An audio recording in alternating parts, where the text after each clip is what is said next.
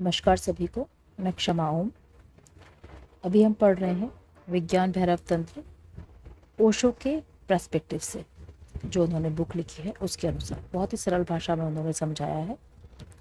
पिछले वीडियो में हमने जाना था कि विज्ञान भैरव तंत्र क्या है और उसमें किस चीज़ के का वर्णन किया गया, किस बारे में ये पुस्तक है। आगे जानेंगे पहली विधि क्या दी है। इस पुस्तक में 112 विधियों का वर्णन है। इनमें से कोई ना कोई विधि हमारे लिए बहुत उपयोगी, यानी कि इनमें से कोई ना कोई विधि हमारे लिए ही बनाई गई है, हमारे लिए ही लिखी गई है। बस हमें उसे ढूंढना है। कैसे ढूंढेंगे इसका वर्णन हमने पिछले वीडियो में किया था कि आप कैसे पता लगाएंगे कि आपके लिए कौन सी विधि है। आज बात करेंगे विधि नंबर 1 के बारे में। तो आइए चलते हैं विधि नंबर 1 की तरफ। शिव कहते हैं, हे देवी, ये अनुभव 2 श्वासों के बीच में घटित होता है। श्वास के अंदर आने और बाहर लौटने के ठीक पहले। ये बहुत ही कल्याणकारी है। इस बुक में पहले की जो 9 विधियां हैं वो श्वास से संबंधित हैं, आपकी ब्रीदिंग से संबंधित है। सबसे पहले श्वास क्रिया को समझना बहुत इंपॉर्टेंट है। इसके बाद ही हम किसी विधि को समझ पाएंगे। एक मनुष्य जन्म से लेकर मृत्यु तक निरंतर सांस लेता रहता है। पूरे जीवन में जब वो पैदा होता है उसके मरने तक बहुत कुछ बदलता है, बहुत कुछ परिवर्तित होता है। एक चीज जो उसके अंदर नहीं बदलती वो है उसकी सांसें, जो अचल अटल रहती हैं। बच्चा जवान होता है, बूढ़ा होता है, बीमार होता है, जो भी होता है उसके साथ, लेकिन सांसें वहीं की वहीं रहती हैं। कभी वो सुखी होगा, दुखी होगा, पीड़ा में होगा, तो भी सांसें वहीं की वहीं रहती हैं। ये एक सतत प्रक्रिया है जो चलती रहती है। कभी कोई व्यक्ति अगर सांस लेना भूल जाए तो क्या होगा? वो समाप्त हो जाएगा। इसी कारण ओशो कहते हैं, सांस लेने की जिम्मेदारी तुम्हें नहीं दी गई, क्योंकि मनुष्य का जो स्वाभाविक स्वभाव होता है वो भूलने का होता है। अगर ये जिम्मेदारी इंसानों को दे दी जाए तो वो कभी ना कभी श्वास लेना भी भूल सकता है। इसलिए ये एक ऐसी प्रक्रिया है जो सतत चल रही है, ये तुम नहीं कर रहे हो। श्वास लेने में मनुष्य की कोई भूमिका नहीं है। तुम गहरी नींद में भी हो तो भी सांस चलती रहती है, बेहोश हो तो भी चलती रहती है। जो लोग कोमा में होते हैं उनकी भी श्वास चलती रहती है। ये एक निरंतर प्रक्रिया है। दूसरी बात यह है कि ये जीवन के लिए, जीवित रहने के लिए सबसे अनिवार्य और सबसे आधारभूत चीज़ है।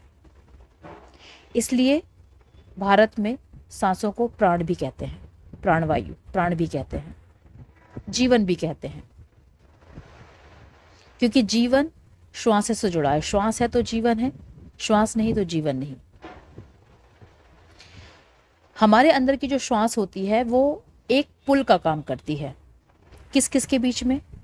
सबसे पहले तो हमारा संबंध हमारे शरीर के साथ, फिर हमारा संबंध विश्व के साथ, दूसरे लोगों के साथ, रिश्ते नातों के साथ। श्वास है तो ये सारे संबंध हैं, सारी चीज़ें जुड़ी हुई हैं इन सांसों के माध्यम से ही। अगर सांसें नहीं तो कोई विश्व नहीं, कोई संसार नहीं, कोई रिश्ते नहीं, कोई शरीर नहीं, और हम किसी दूसरे ही आयाम में चले जाते हैं। सांसों के 2 बिंदु हैं। जैसा कि हम जानते हैं, एक बिंदु जो हमारे अंदर है, जो हमारा शरीर सांस ले रहा है, छोड़ रहा है, ले रहा है, छोड़ रहा है। लेकिन ओशो कहते हैं इन सांसों का एक और छोर है, वो है परमात्मा के पास। ऐसा समझ सकते हैं, जब हम सांस ले रहे हैं तब भगवान हमें एक डोर से अपनी ओर खींच रहा है। जब हम सांस छोड़ रहे हैं तो भगवान उस डोर को ढीला छोड़ रहा है। इसीलिए हमारा शरीर सांस लेते और छोड़ते वक्त ऊपर और नीचे होता है। अगर तुम इस दूसरे छोर को जान जाओ तो तुम रूपांतरित हो सकते हो, ट्रांसफॉर्म हो सकते हो। ओशो कहते हैं, लेकिन श्वासों की जो बात शिव कर रहे हैं वो कोई योग की बात नहीं कर रहे, वो तंत्र की बात कर रहे हैं। इसमें कंफ्यूज नहीं होना है, क्योंकि योग भी श्वास पर काम करता है और तंत्र भी करता है, लेकिन योग में सांसों को व्यवस्थित करने की बात की जाती है कि अगर तुम सांसों को व्यवस्थित कर दो तो तुम्हारा स्वास्थ्य सुधर जाएगा, तुम्हारा जीवन सुधर जाएगा, तुम्हें जीवन में जो कुछ चाहिए वो मिल जाएगा, तुम्हारा शरीर बलशाली हो जाएगा। लेकिन कह रहे हैं तंत्र का इससे कुछ लेना देना नहीं है। तंत्र आपके स्वास्थ्य, आपके शरीर, इन सब चीज़ों की चिंता नहीं करता। तंत्र का केवल एक ही उद्देश्य है कि आप अपने भीतर की ओर मुड़े और परमात्मा से कनेक्ट हो जाए। तंत्र में कभी भी किसी साधक को किसी विशेष ढंग से श्वास का अभ्यास नहीं करना पड़ता, ना कोई प्राणायाम करना पड़ता है, ना कोई साधना करना पड़ता है, ना प्राणों को लयबद्ध करना पड़ता है। उसे केवल बोधपूर्ण होना पड़ता है, सांसों के प्रति अवेयर होना पड़ता है। सांसों के कुछ ऐसे बिंदु भी होते हैं जिन्हें मनुष्य नहीं जानता, लेकिन जान सकता है। श्वास के साथ ही हम पैदा होते हैं, श्वास के साथ ही मरते हैं। ओशो कहते हैं, बहुत हैरानी की बात है कि मनुष्य ने अंतरिक्ष की ऊंचाइयां, समुद्र की गहराइयां, चंद्रमा, अलग अलग ग्रह, सब कुछ नाप लिए हैं, सब कुछ खोज लिया है, लेकिन सबसे निकट की जो चीज़ है यानी कि हमारी सांसें, उसके रहस्य को कभी नहीं जाना। सबसे रहस्यमयी तो वही चीज़ है। अगर हमने अपनी सांसों को जान लिया तो संसार में जो कुछ भी है हम सब कुछ जान जाते हैं। कहते हैं जो चीज़ हमारे जितने निकट होती है वो हमें उतनी ही कठिन मालूम पड़ती है। सबसे करीब हमारे श्वास हैं, लेकिन वो हमें उसको साधना, उसके ऊपर फोकस करना हमें उतना ही कठिन लगता है। उससे भी ज़्यादा कठिन लगता है ये सूत्र जो कहा गया है कि दो श्वासों के बीच में हमें गैप को पकड़ना है। उस गैप को पकड़ना बहुत मुश्किल होता है, हम उसके लिए अवेयर नहीं हो पाते। तो शिव कहते हैं इन दो श्वासों के बीच में जो घटित हो रहा है वही मुक्ति है, वही कल्याण है। जब हम श्वास लेते हैं और श्वास शरीर में एकदम नीचे तक उतरती है और फिर लौटती है, इन दोनों के बीच में एक छोटा सा गैप आता है जहां सांस रुक जाती है। इसी तरह जब हम पूरी सांस छोड़ देते हैं और फिर लेते हैं, इस लेने के पहले एक छोटा सा गैप आता है जहां सांस ठहर जाती है। बस यही बिंदु कल्याण का बिंदु है, मोक्ष का बिंदु है। ये घटना जब घटती है तब सब कुछ रुक जाता है, और ये होता है बहुत ही कम सेकंड के लिए। उस समय तुम हो तो सही, लेकिन व्रत हो।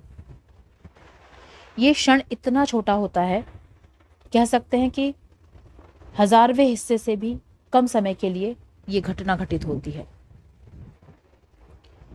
लेकिन यदि हमने उसको पकड़ लिया, यदि हम उसके प्रति अवेयर हो गए, तो एक बहुत महत्वपूर्ण घटना हमारे जीवन में घटती है।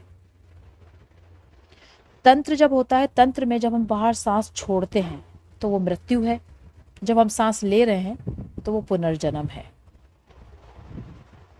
बाहर जाने वाली हर सांस को तंत्र में मृत्यु का पर्याय माना जाता है और अंदर आने वाली हर सांस को जीवन का।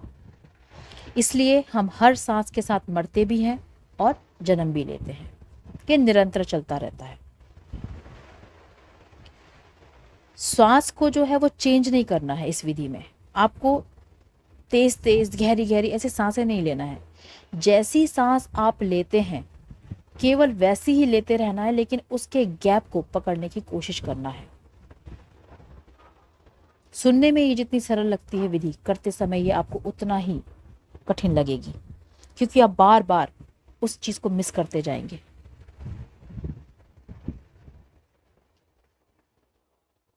इस क्रिया को करने के लिए सांस के साथ साथ चलना है, यानी कि सांस के साथ साथ अंदर जाइए, जहां सांस रुक रही है वहां आप भी रुक जाइए। जैसे सांस बाहर आती है आप भी सांसों के साथ बाहर आइए, मतलब अवेयरनेस आपकी बाहर आनी चाहिए। एक सेकंड के लिए भी सांसों का साथ नहीं छूटना चाहिए। ना तो हमें सांसों के पीछे चलना है, ना हमें सांसों के आगे चलना है, हमें सांसों के समानांतर चलना है, समांतर चलना है, सांसों के साथ साथ। ओशो कहते हैं बुद्ध ने भी इस विधि को बताया था जिसको आनापानासति योग या ध्यान कहते हैं, लेकिन बुद्ध ने इस गैप की बात नहीं की थी। बुद्ध ने सांसों पर ध्यान देने की बात की थी, आती और जाती हुई सांसों को देखना। आनापानासति ध्यान मतलब कि आने वाली और जाने वाली सांसों पर ध्यान देना। तो क्या बुद्ध इसके विषय में नहीं जानते थे? बुद्ध इसके विषय में जानते थे, लेकिन बुद्ध ने ये प्रक्रिया साधारण लोग, सीधे साधे लोगों के लिए बताई थी, क्योंकि वो इस चीज़ को ज़्यादा क्रिटिकल नहीं करना चाहते थे। वो नहीं ये चाहते थे कि लोगों के लिए ये चीज़ बहुत मुश्किल हो जाए। दूसरी बात ये भी है कि बुद्ध को ये पता था कि जैसे ही लोग अपनी सांसों पर फोकस करेंगे, धीरे धीरे जब इसमें महारत हासिल कर लेंगे, कुछ समय बीतेगा, जब वो अपनी सांसों पर ध्यान करना अच्छे से सीख जाएंगे, उनके लिए ये प्रक्रिया बहुत साधारण सामान्य हो जाएगी, तब ऑटोमेटिकली वो घटना घटित होगी जब व्यक्ति उस अंतराल को भी पकड़ लेगा, उस ठहराव को भी पकड़ लेगा। आगे कहते हैं ये विधि जो है ना तो हिंदू विधि है, ना बौद्ध विधि है, ना क्रिश्चियन विधि है, ना मुस्लिम विधि है, क्योंकि सांसों का कोई धर्म नहीं है। सांसें हर किसी के लिए समान तरीके से उपलब्ध हैं। तो कोई व्यक्ति ये सोच कर के ये हिंदुओं का ग्रंथ है, हिंदुओं की बुक है, इसलिए हम इस विधि को नहीं करेंगे, ये सामने वाले के नुकसान की ही बात है। कोई भी व्यक्ति चाहे वो किसी भी धर्म संप्रदाय से हो, लेकिन अगर वो इसको किसी धर्म से जोड़कर इससे वंचित रहता है तो वो अपना ही नुकसान करता है। ओशो कहते हैं इस विधि को स्वीकार करके आपको इसका प्रैक्टिस, इसका अभ्यास करना चाहिए, और अगर आपके लिए ये विधि सुटेबल साबित होती है तो आपके जीवन में चमत्कार घटित होते हैं। तो ये थी पहली विधि। सारांश ये है कि हमें अपनी आती और जाती हुई सांस के बीच में एक क्षण जो आता है जहाँ सांस परिवर्तित होती है, उस क्षण को पकड़ने की कोशिश करना है। पहले 5 मिनट से स्टार्ट करें, फोकस्ड होकर बैठें। धीरे धीरे जब आप 5 मिनट को साध लेते हैं फिर आप आगे बढ़ें। कल बात करेंगे विधि नंबर 2, सूत्र नंबर 2 की तरफ बढ़ेंगे और आपको समझाने का प्रयास करेंगे। धन्यवाद। Thank you so much. नमः शिवाय।